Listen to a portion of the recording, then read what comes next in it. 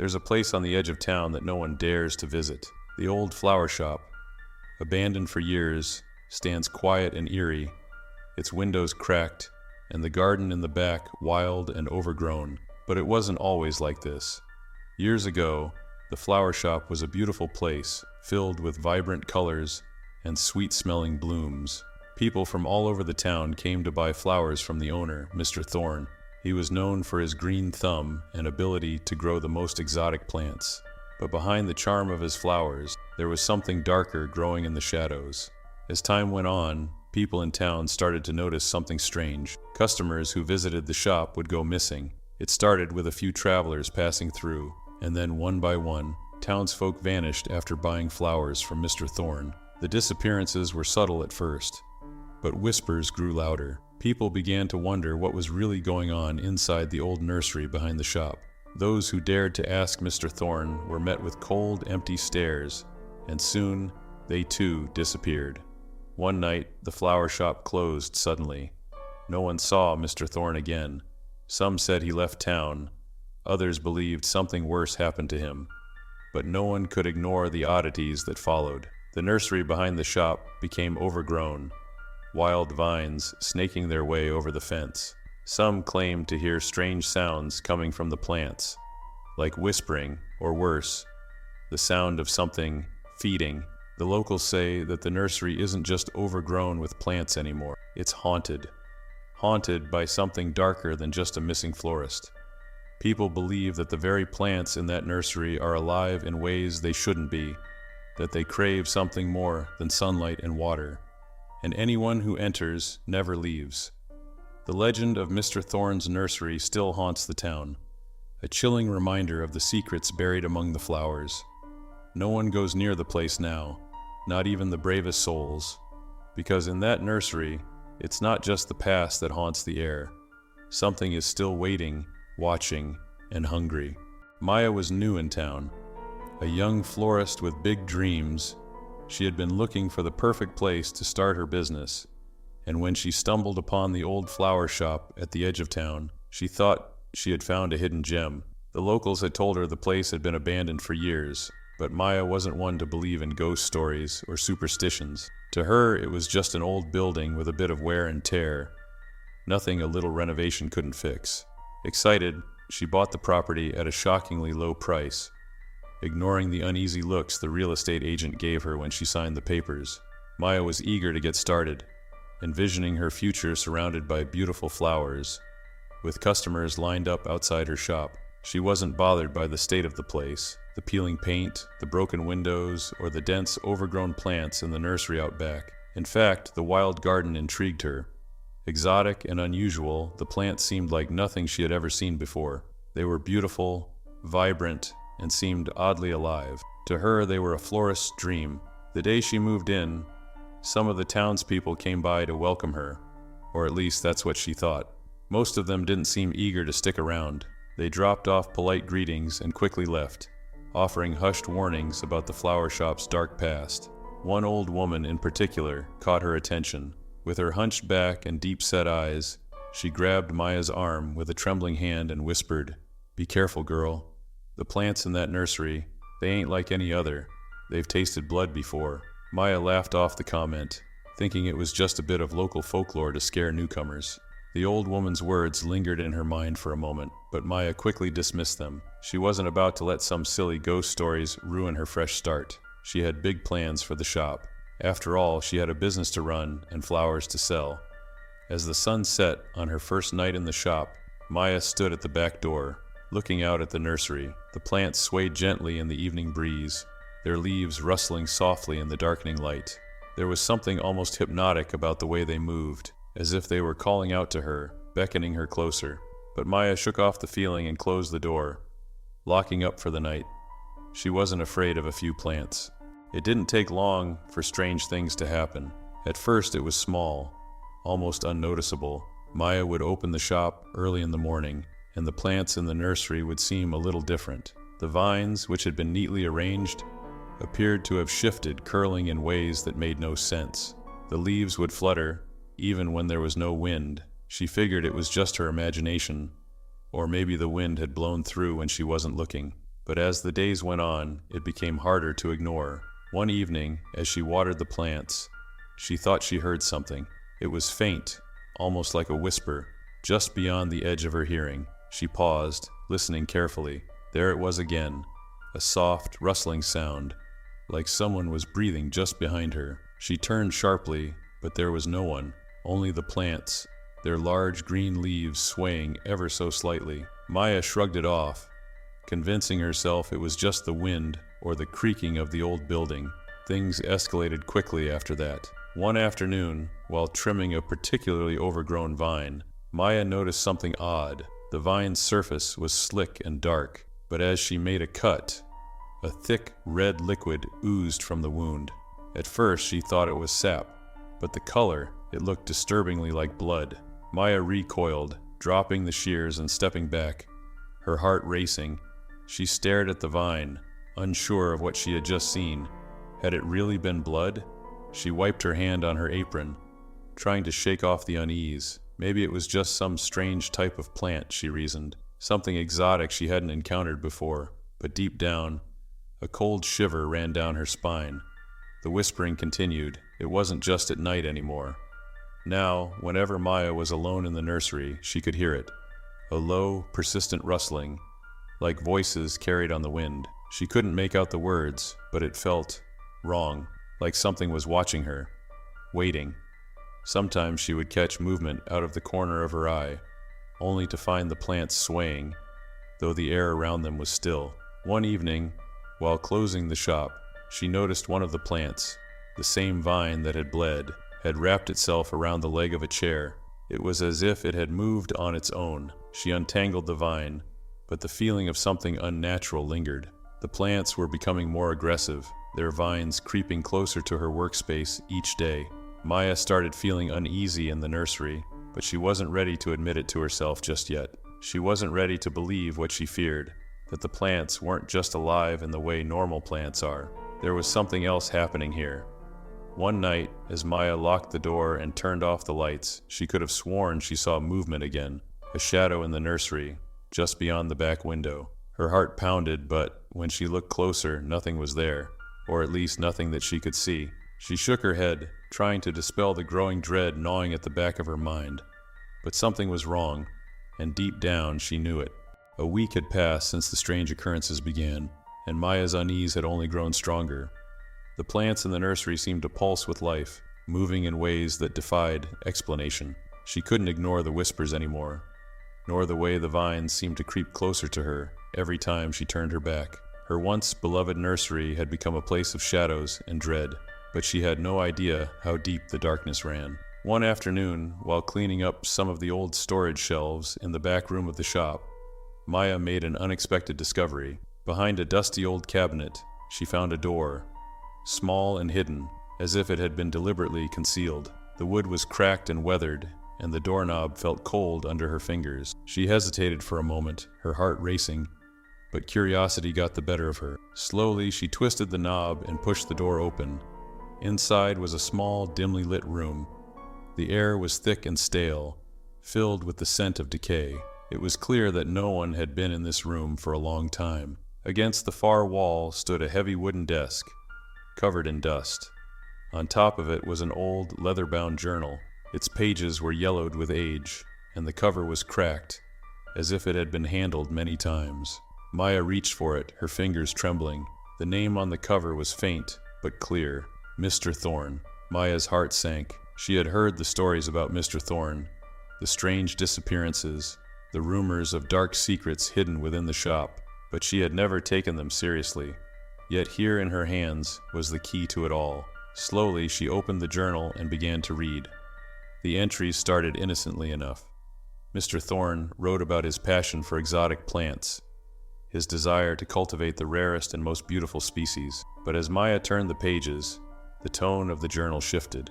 Mr. Thorne's fascination with his plants had become something darker, something more obsessive. He wrote of a new kind of plant he had discovered, one that thrived not on sunlight or water, but on flesh, human flesh. Maya's stomach churned as she continued reading. Mr. Thorne had been experimenting, feeding the plants animals at first, but it hadn't been enough. The plants craved more. They were growing larger, stronger, hungrier. Soon, Mr. Thorne had turned to more extreme measures. The disappearances in town, they hadn't been a coincidence. He had been feeding the plants, using them to satisfy their insatiable hunger.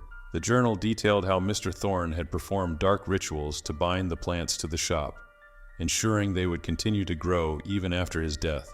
He wrote of the power they had given him, the whispers he could hear through their vines, guiding him toward more victims. Maya felt sick.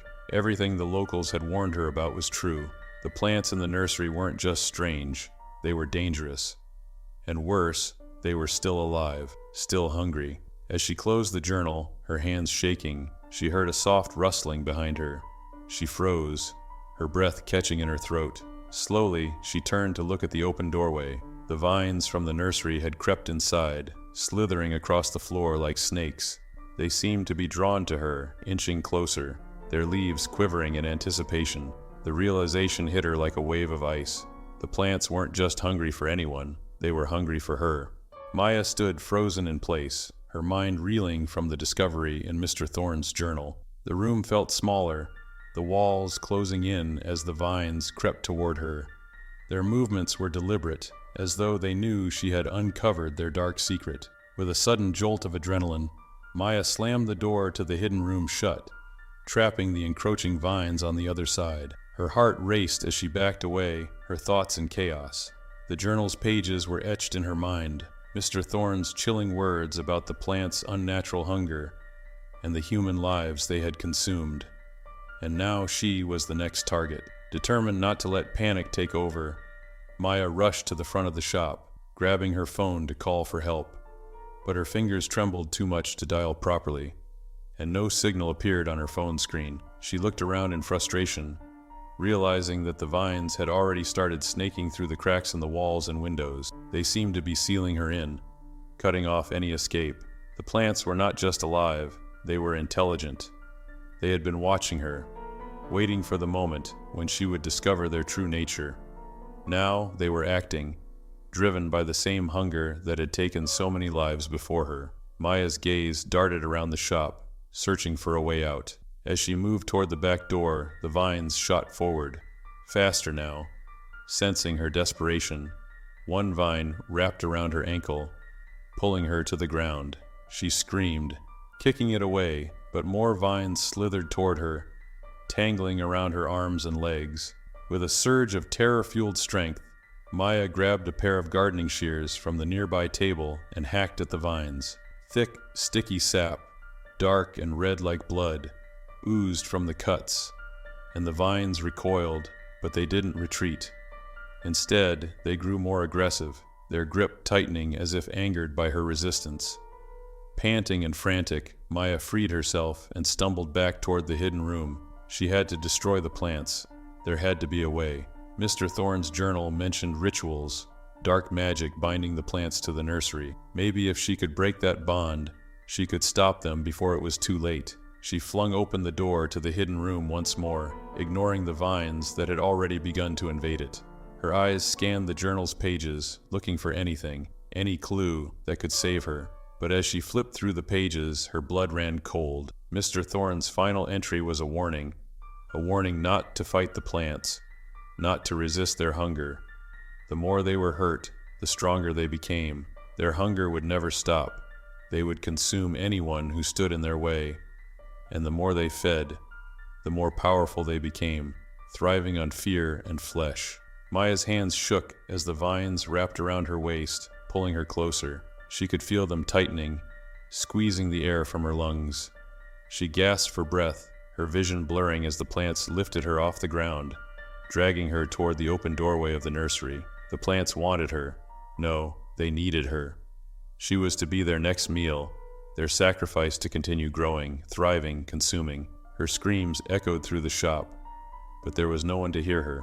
As she struggled, her fingers brushed the edge of the journal one last time. Her eyes fell on a single line she hadn't noticed before, scribbled hastily at the bottom of the page. They grow stronger with every soul, until they consume everything. The realization hit her like a punch to the gut. She wasn't the first, and she wouldn't be the last. With one final pull, The vines yanked her through the door into the overgrown, haunted nursery. The last thing Maya saw before the darkness consumed her was the gaping maw of the largest plant, its enormous petals slick with the remnants of those who had come before her, opening wide, ready to feed. And then there was silence. The vines recoiled, satisfied for now, retreating back into the shadows as they waited for the next victim. The old flower shop stood as it always had, quiet and still, the nursery's secret once again hidden from the outside world. But the hunger would return. It always did.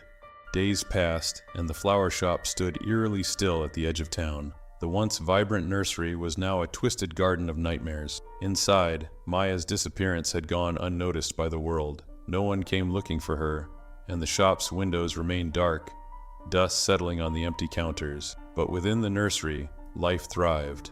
Dark, unnatural life. The plants had grown, thick vines now draped over the walls, and their roots twisted through the floor, pulsing with an unholy energy. The air in the nursery had become thick, oppressive, carrying the sickly sweet scent of decay mixed with the floral fragrance of the man-eating plants. They waited in silence, as though they knew their next victim would come soon. And they were right. One evening, an old woman named Mrs. Hargrove, the same woman who had tried to warn Maya, ventured toward the shop. She had noticed Maya's absence. For days, the shop had remained closed, and she grew concerned. Mrs. Hargrove was one of the few in town who still remembered the dark past of the flower shop. She had always suspected something sinister lurked behind the beautiful flowers, and when Maya hadn't been seen for days, her suspicions deepened. As the sun began to set, Mrs. Hargrove made her way toward the overgrown building, her heart heavy with dread. She knew the stories of Mr. Thorne, knew that the plants were not just plants. They were cursed, haunted by the souls they had consumed. The shop had always been a place of darkness, and she feared that Maya had fallen victim to the very thing she had tried to warn her about. The door to the shop creaked as Mrs. Hargrove pushed it open. The inside was quiet, too quiet. The heavy scent of flowers and something else, something rotten, filled the air. She called out for Maya, but only silence greeted her. As she stepped further inside, her eyes fell on the open door leading to the nursery at the back of the shop. A cold chill ran down her spine. The door had never been opened before. Mrs. Hargrove hesitated, but something, an instinct perhaps, compelled her to keep moving. As she entered the nursery, she was greeted by the sight of plants unlike anything she had ever seen. The vines twisted and coiled like living serpents, their leaves slick and shimmering in the dim light. The air was thick with moisture, and the ground beneath her feet felt soft, almost like flesh. Her breath caught in her throat as she noticed something hanging from the largest vine. A piece of fabric, torn and ragged. Maya's apron. Mrs. Hargrove's heart sank. She knew then what had happened. The plants had taken Maya, just as they had taken so many before her. She had been fed to the garden, consumed by the very thing she had tried to nurture. As she turned to leave, something caught her eye. The largest plant in the room, towering over the others, seemed to move. Its massive, colorful petals unfurled slowly, revealing something that made her blood run cold. Within the folds of the plant, partially hidden by its grotesque petals, was Maya's face. Her eyes were wide open, but lifeless, her body encased in the plant's embrace. The vines had wrapped around her like a cocoon, her skin pale and cold, her mouth twisted in a silent scream. Mrs. Hargrove stumbled backward, her hand clamping over her mouth in horror. The plants had not only consumed Maya, they had claimed her. Her soul was now part of the cursed garden, trapped in an endless cycle of hunger and death. Before she could react, the vines began to move, slithering toward her with an unnatural speed. Mrs. Hargrove turned to run, but the door slammed shut behind her with a violent force. The plants were awake now, sensing new prey. The whispers filled the air, growing louder, more insistent. They echoed through the nursery like voices from the grave. The vines lashed out, wrapping around Mrs. Hargrove's legs, pulling her to the ground. She screamed, clawing at the floor, trying to free herself, but it was no use. The plants were too strong, their grip tightening with every passing second. She felt the cold tendrils wrapping around her arms, her chest, dragging her toward the open maw of the largest plant. As the vines pulled her closer, she caught one last glimpse of Maya's lifeless eyes staring back at her. The nursery was haunted, cursed by the souls of those it had consumed. And now, Mrs. Hargrove would join them. Her screams were cut short as the plant's jaws closed over her, the nursery falling silent once again. The flower shop remained as it always had, quiet, forgotten, and cursed. The plants continued to grow, fed by the souls of the damned, waiting for the next poor soul who would wander too close. For in the heart of that nursery, nothing truly died. The hunger was eternal, and the plants were always waiting. Days turned into weeks, and the town seemed to forget about the old flower shop once again. No one noticed that Maya and Mrs. Hargrove had vanished, swallowed by the dark secrets that lurked behind the crumbling walls of the nursery. Life moved on as it always did, and the flower shop remained quiet, its doors shut, its windows dark. But inside, the cursed plants continued to grow, fed by the souls they had claimed. Unbeknownst to the townspeople, the florist's haunted secret was far from over. One evening, a group of teenagers, looking for a thrill, decided to explore the infamous flower shop. They had heard the old stories about Mr. Thorne, about the disappearances and the strange plants that supposedly lurked inside. Most people dismissed these stories as urban legends, just old town gossip meant to scare people away from the abandoned shop. But the teens were curious, eager to prove that there was nothing to be afraid of. As they approached the building, they could feel the weight of the atmosphere change. The air seemed thicker, cooler, as if the very earth surrounding the shop was warning them to turn back. But their excitement and curiosity outweighed their fear, and they pressed on, laughing and joking as they made their way through the overgrown garden toward the back entrance. The door was surprisingly easy to open, its old wood creaking as they stepped inside. The smell hit them immediately, a pungent mix of decaying plants and something else, something foul. The group exchanged uneasy glances, but none of them wanted to be the first to back out. They had come this far after all. One of the teens, a boy named Derek, led the way toward the back of the shop, where the nursery was said to be. The others followed closely, their flashlights casting long shadows across the floor. As they approached the doorway to the nursery, Derek stopped, his hand on the knob. For the first time that night, he felt a wave of true fear wash over him. He hesitated for a moment, but the others urged him on. "Come on, open it," one of the girls whispered, her voice trembling.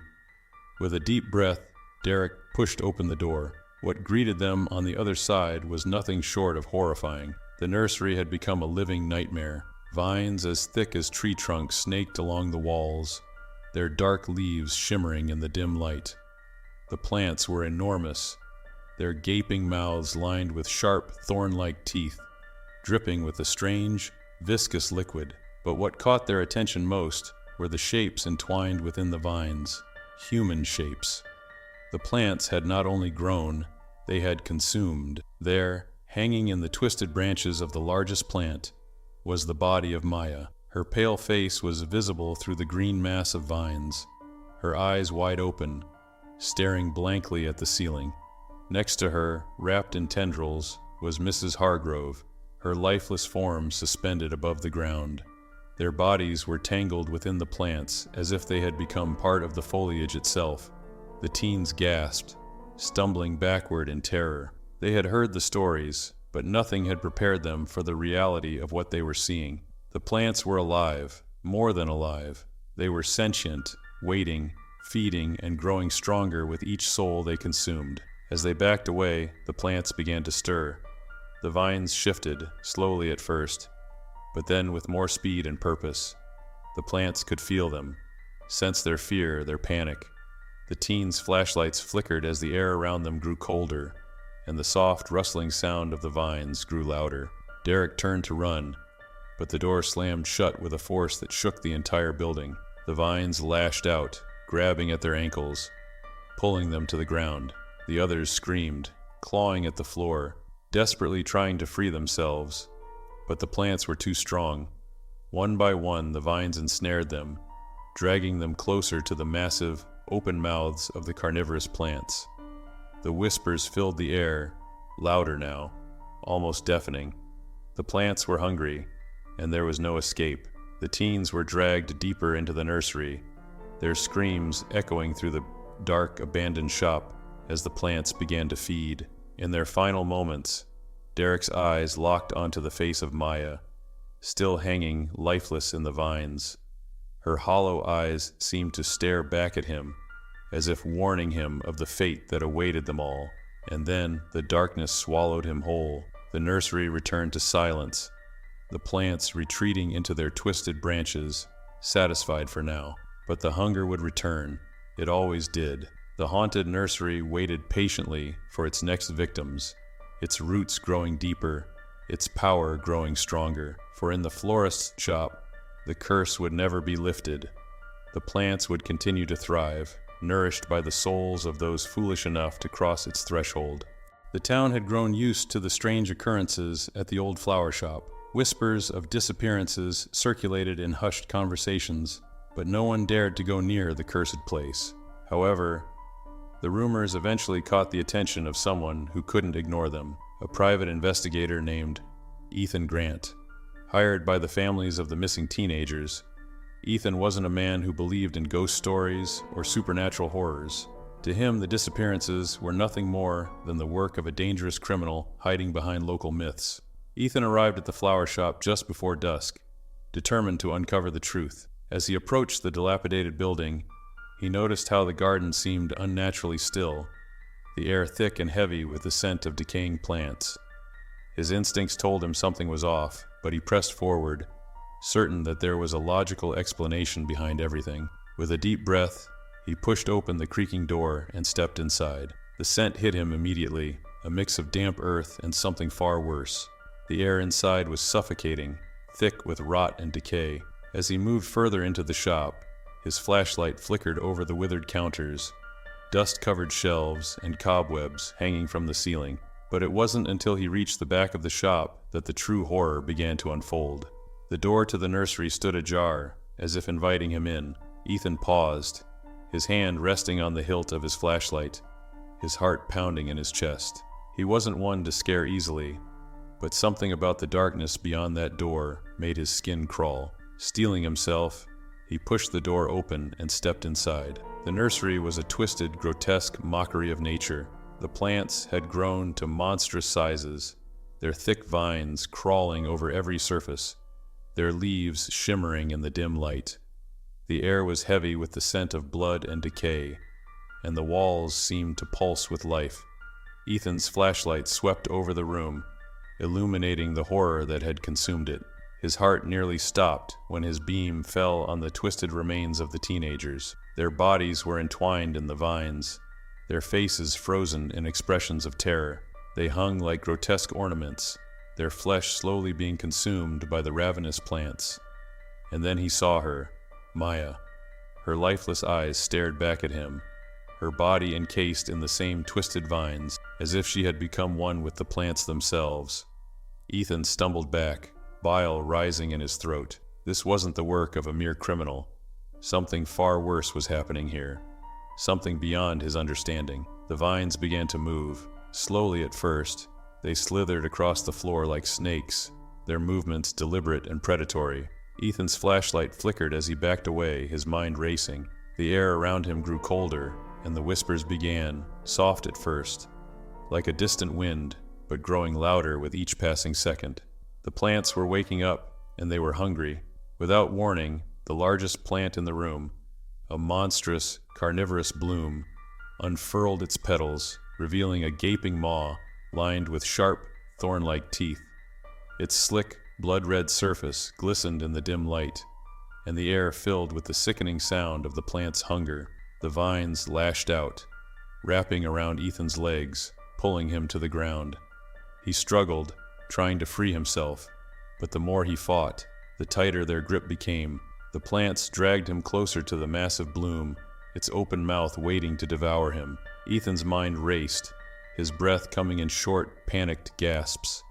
He reached for his knife, slashing at the vines, but they grew back faster than he could cut them. The whispers grew louder, almost deafening, as the plants pulled him toward their waiting jaws. In his final moments, as the plants' teeth closed around him, Ethan realized the horrifying truth. The plants weren't just alive, they were haunted. The souls of those they had consumed were trapped within them, feeding their hunger, giving them power.